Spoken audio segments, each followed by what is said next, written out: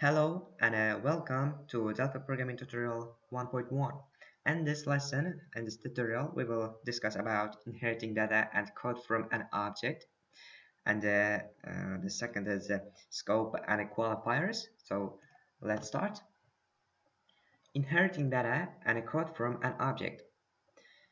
Last tutorial we have made demo application. So open. This is our demo application, and there's a code. The tform1 object seems simple. Tform1 appears to contain one field, it's button1, one method, it's button1 click, and there's no properties. You can show, hide, or resize of the form, add or delete standard border icons using these border icon properties, and set up the form to become part of a multiple document interface or MDI application. You can do these things because the form has inherited all the properties and methods of the component tform. The tform1 object inherits all the methods, and the class or everything inherits from the tform class. So when you add a new form to your project, you start with the tform and customize it by adding components and changing the property values and writing event handlers. To customize any object, you first derive a new object from the existing one. When you add a new form to your project, the IDE automatically derives a new form from the tform type. So a derived class inherits all the properties, events, and methods of the class from which it derives. The derived class is called a descendant, and the class from which it derives is called an ancestor.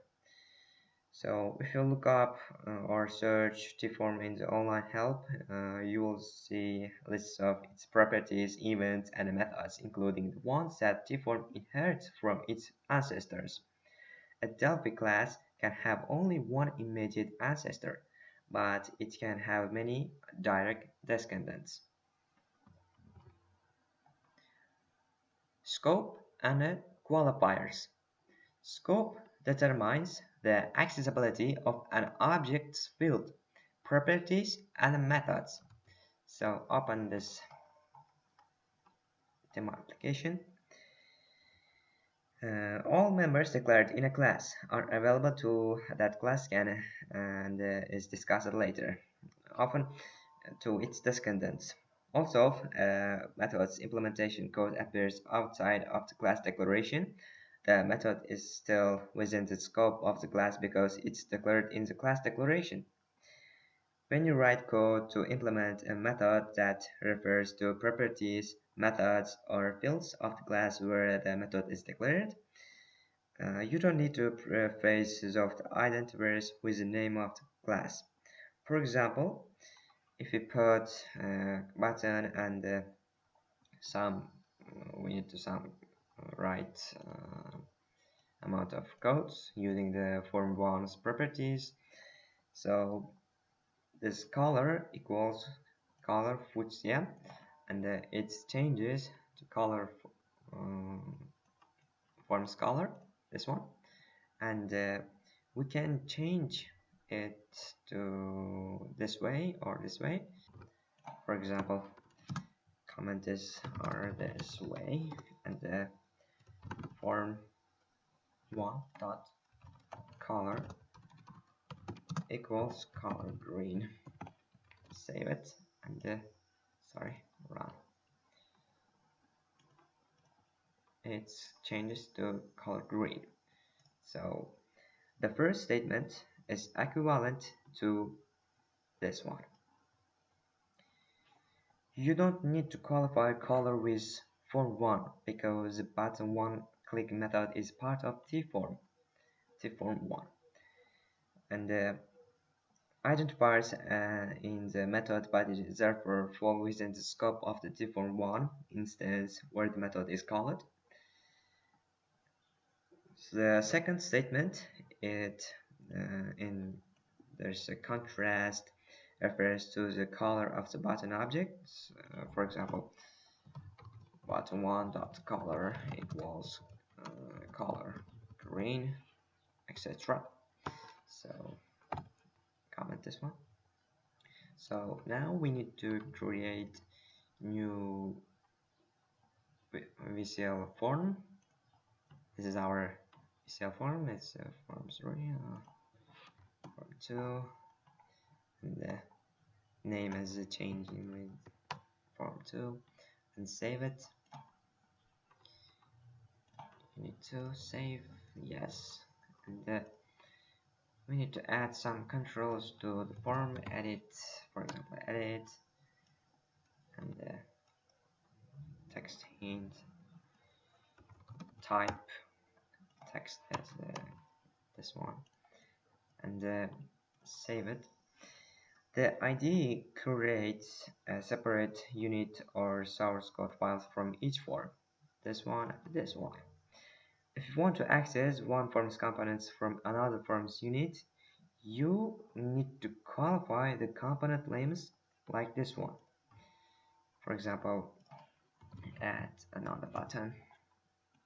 So, edit one color. So click, and we can access to unit 2's source code from like this one, form2 dot edit one dot color equals color blue or something. But there's an error. Form 1 references form 2 declared in unit 2 which is not in your users list. Do you wish to add it? Yes, but now we need to cancel it, and we write its custom uses unit 2. Look at that. To access form 2's components from form 1's unit file, you must also add form 2's unit to this users class of form 1's unit. Now we can access to form 2's controls edit, but we haven't showed it, so we need to write some code. So form2 dot show, it shows form 2. So edit one and this one. So we can access the components methods from another form. For example, add another button, and the caption is clear, and click it for form2 dot edit one dot clear. It's a clear procedure, and run,